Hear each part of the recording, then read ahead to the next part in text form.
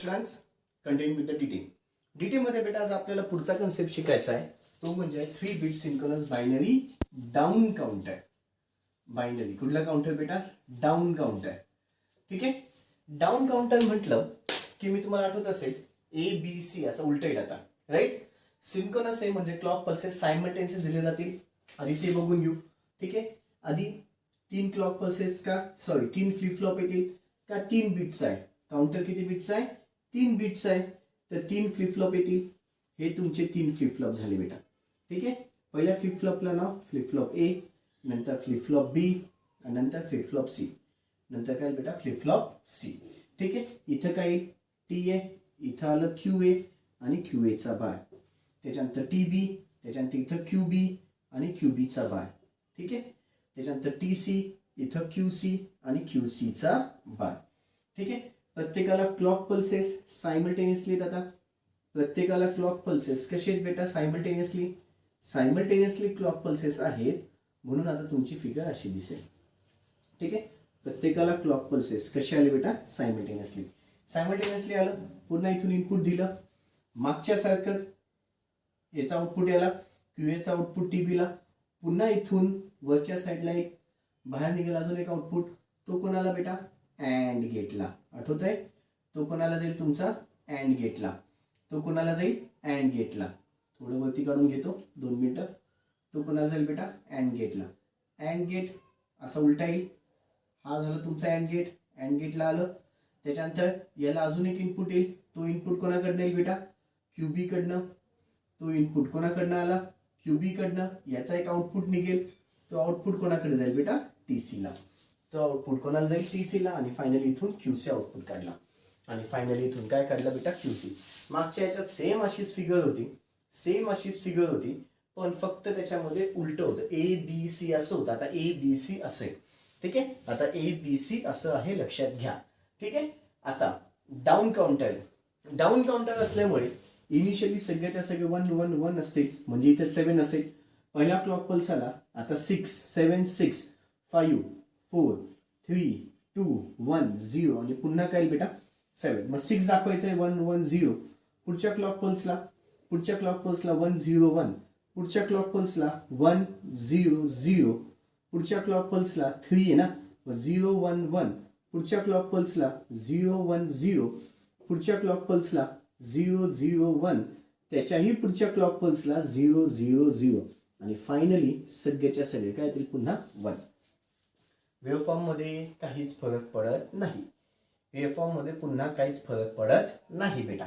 ठीक आहे. फक्त डाऊन काउंटर होता म्हणून असे आले, लक्षात घ्या. डाऊन काउंटर होता म्हणून हे फक्त उलट आलं. ठीक आहे. पुन्हा स्टार्टिंगला इनिशियली सगळेचे सगळे 1 असतील. क्यूसी क्यूबी क्यूए 1 असतील. नंतर काय होईल बेटा? फ्लिप फ्लॉप हे टोगल होईल. मग काय होईल? पुढच्या क्लॉक पल्सला क्यूसी क्यूबी क्यूए 1 1 0 होईल. पुढच्या क्लॉक पल्सला निगेटिव्ह एज ट्रिगरला बी पण टोगल होईल, ए पण टोगल होईल, म्हणून क्यूसी क्यूबी क्यूए 1 0 1 होईल. And this process will go on continue. QC QB QA is equal to 0 0 0. And this process will go on continue until QC QB QA is equal to 0 0. Okay बेटा.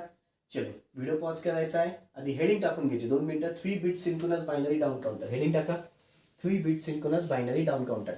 3 bit synchronous binary down counter. Heading टाका. 3 bit synchronous binary down counter. 3 bit synchronous binary down counter. 3 bit synchronous binary down counter. Okay. Video pause करा. Block diagram, truth table, waveform काढून घ्यायचा आहे. Video pause करायची आहे. Block diagram, truth table आणि waveform काढून घ्यायचं आहे. ब्लॉक डायग्राम, ट्रूथ टेबल आणि वेव्हफॉर्म काढून घ्यायचं आहे. अपेक्षा ठेवतो झालं असेल. लिखापुढे घ्या आता. Block diagram, truth table, waveform काढून घ्यायचं आहे. अपेक्षा ठेवतो झालं असेल. ओके. चलो लिखापुढे. The above figure shows 3 bit synchronous binary down counter. The above figure shows 3 bit synchronous binary down counter. The clock pulses here are applied simultaneously. The clock pulses here are applied simultaneously. The clock pulses here are applied simultaneously. Puts a point. Initially, let us assume all the flip flops are set. Initially, let us assume all the flip flops are set. Initially, let us assume all the flip flops are set. Initially, let us assume all the flip flops are set. Initially, let us assume all the flip flops are set. So QC QB QA. So QC QB QA is equal to 1 1 1. So QC QB QA is equal to triple one. Puts a point on the first negative edge of the clock. On the first negative edge of the clock. On the first negative edge of the clock, flip-flop A toggles. Flip-flop A toggles. Flip-flop A toggles. Therefore, QC QB QA. Therefore, QC QB QA is equal to 110. Is equal to 110. Is equal to 110. Is equal to 110. What's the point? On the next negative edge of the clock, on the next negative edge of the clock, flip-flop B and flip-flop A toggles. Flip-flop B and flip-flop A toggles. Therefore, QC QB QA is equal to 101. Is equal to 101. Is equal to 101. What's the point? And this process goes on continuing till. And this process goes on continuing till QC QB QA. And this process goes on continuing till QC QB QA is equal to triple zero. And this process goes on continuing till QC QB QA is equal to triple zero. Is equal to triple zero. Is equal to triple zero. Okay बच्चों, आता पुढचा concept बघू. ठीक आहे. आता आपल्याला पुढचे छोटे छोटे कन्सेप्ट आहेत बेटा एकदम ते बघायचे. त्याच्यात सगळ्यात पहिला कन्सेप्ट आहे बेटा मॉड्युलस काउंटर. मॉड्युलस काउंटर काय असतो? मॉड्युलस काउंटर असा काउंटर आहे जो की मला नंबर ऑफ स्टेट्स सांगतो. Number of states of operation. Modulus counter असा काउंटर आहे जो की मला काय सांगतो बेटा? Number of states of operation. याची डायग्राम नाही आहे, काही नाही. टेक्स्टबुकमध्ये बरंचसं काही दिलेलं आहे पण ते काही बघत बसू नका जास्त. ठीक आहे. Modulus counter. मॉड्युलस काउंटर काय असतो बेटा? Number of states. Number of states of operation हा असा काउंटर आहे जो की मला काय सांगतो बेटा? Number of states of operation. किती नंबर ऑफ स्टेट्स असतील त्याला डिनोट केलं जातं एननी. की जेवढे नंबर ऑफ स्टेट्स असतात त्याला डिनोट केलं जातं एननी. जर मी म्हटलं की मॉड एन काउंटर आहे तर त्याच्यामध्ये एन नंबर ऑफ स्टेट्स असतात. जर मी म्हटलं मॉड एन काउंटर त्याच्यामध्ये एन नंबर ऑफ स्टेट्स असतात. तसंच जर माझा 3 बिटचा काउंटर असेल, किती बिटचा बेटा? 3 बिटचा. 3 बिट आहे, मॅक्सिमम नंबर ऑफ आउटकम्स 8 असतात. म्हणजेच त्याचे 8 स्टेट्स होतात. म्हणजेच त्या काउंटरला मॉड 8 काउंटर असं म्हटलं जातं. जर 3 बिटचा काउंटर असेल तर नंबर ऑफ पॉसिबल आउटकम्स 8 होतात. म्हणजेच 8 स्टेट्स होतात. ठीक आहे. म्हणूनच त्याला मॉड 8 काउंटर असं म्हटलं जातं. तसंच 4 बिटचा काउंटर असेल, किती बिटचा बेटा? 4 बिटचा. तर 16 त्याचे आउटकम्स निघतात म्हणून त्याला 16 स्टेट्स असतात. म्हणून त्याचं नाव मॉड 16 काउंटर असं म्हटलं जातं. म्हणून त्याचं नाव काय आहे बेटा? मॉड 16 काउंटर असं म्हटलं जातं. अजून एकदा सांगतो, मॉड्युलस काउंटर. मॉड्युलस काउंटर काय सांगतो? Number of states of operation सांगत असतं. Number of states of operation सांगत असतो. It is denoted by generally N. जर मी म्हटलं मॉड एन काउंटर आहे तर त्याच्यामध्ये एन नंबर ऑफ स्टेट्स असतात. 3 बिटचा काउंटर असेल तर 8 स्टेट असेल आणि मॉड 8 काउंटर त्याला म्हटलं जातं. 4 बिटचा काउंटर असेल तर 16 स्टेट्स असतात आणि त्याला मॉड 16 काउंटर असं म्हटलं जातं. लिखापुढे घ्यायची आहे. हेडिंग टाका मॉड्युलस काउंटर. हेडिंग टाका बच्चों मॉड्युलस काउंटर. चलो पहिला पॉइंट घ्या. Modulus counter represents the number of states. Modulus counter represents the number of states. Modulus counter represents the number of states. Modulus counter represents the number of states through which the counter progresses. Through which the counter progresses during its operation. Through which the counter progresses during its operation. Through which the counter progresses during its operation. What's the point? It is denoted by n. It is denoted by n. It is denoted by n. It is denoted by n. What's the point? It is denoted by n beta. What's the point? Hence, mod n counter means it has n number of states. Hence, mod n counter means. Hence, mod n counter means it has n number of states. Hence, mod n counter means it has n number of states.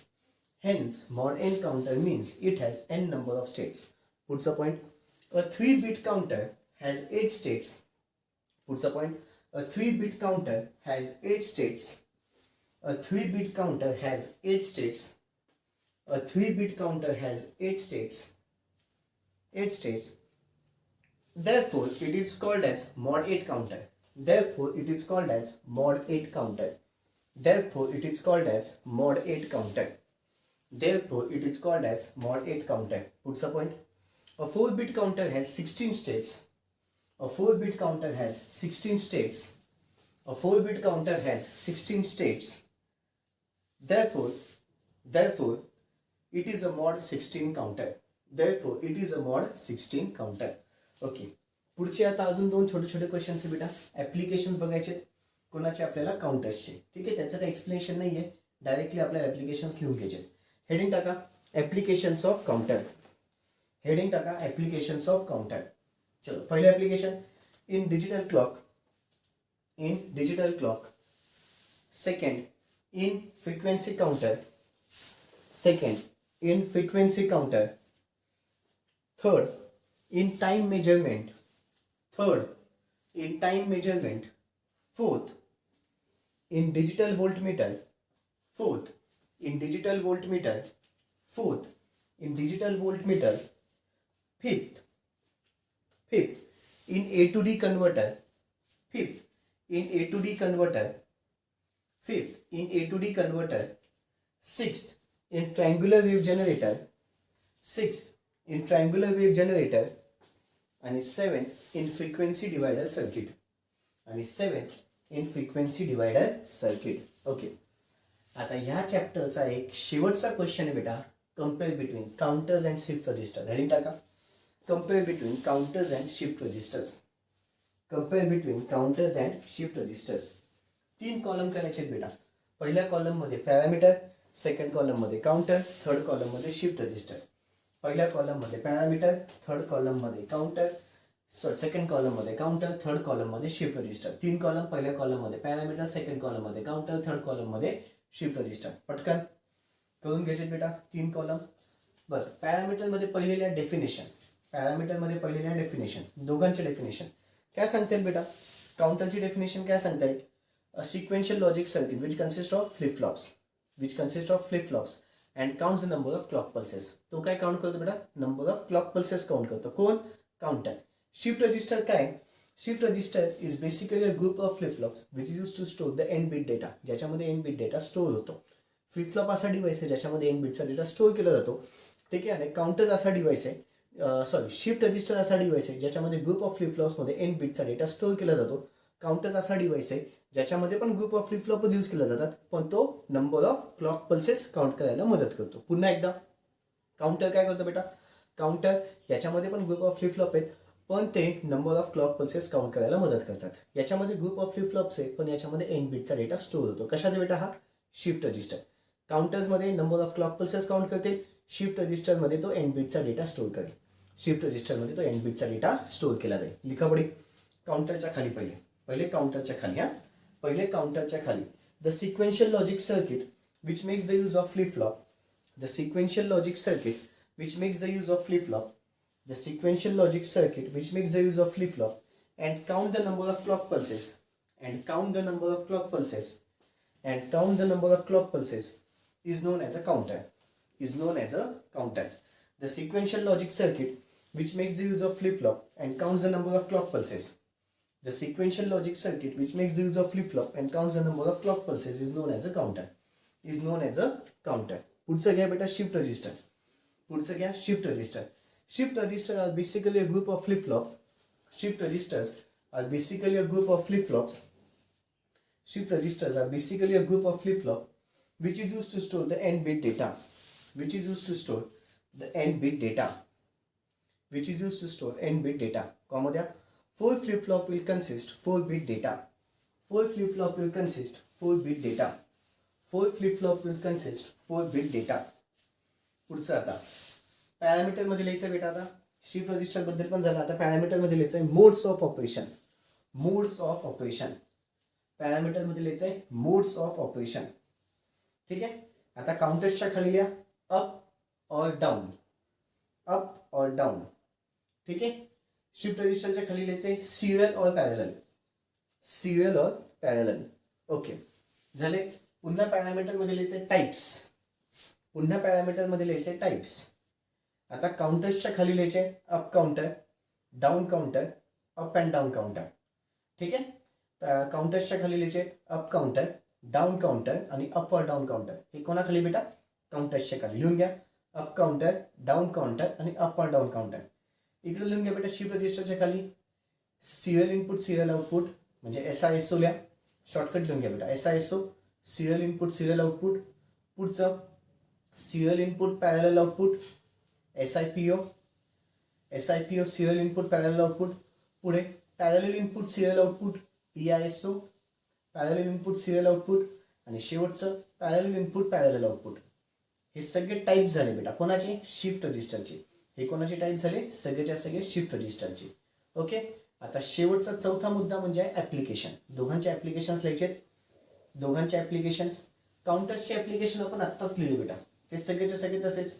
Digital clock comma frequency and time measurement. Digital clock comma frequency and time measure इथे लिहिलेच होतं बेटा. बघून घ्या.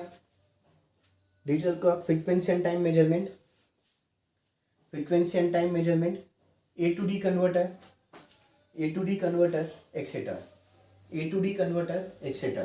बाजूला लिहा बेटा data storage comma ring counter. बाजूला लिहा data storage comma ring counter. बाजूला लिहा data storage comma ring counter. बाजूला लिहा बेटा data storage comma ring counter. Okay. बाजूला काय लिहिले बेटा? Data storage comma ring counter. Okay. कळलंय बच्चा लोक काय काय झालं काय काय नाही? ओके. इथे तुमचा हा चॅप्टर टोटली संपलेला आहे. इथे तुमचा हा चॅप्टर पूर्णपणे झालेला आहे काउंटर्स नावाचा. आता माझे दोन महत्त्वाचे चॅप्टर्स बाकी आहेत. Memory A to D, D to A converter. त्याच्यापैकी मेमरी जो चॅप्टर आहे बेटा, आता जे बोलतोय महत्त्वाचं आहे. मेमरी जो चॅप्टर आहे ना बेटा, तुम्ही अख्खाच्या अख्खा चॅप्टर तुम्हाला लिहून देणार आहे.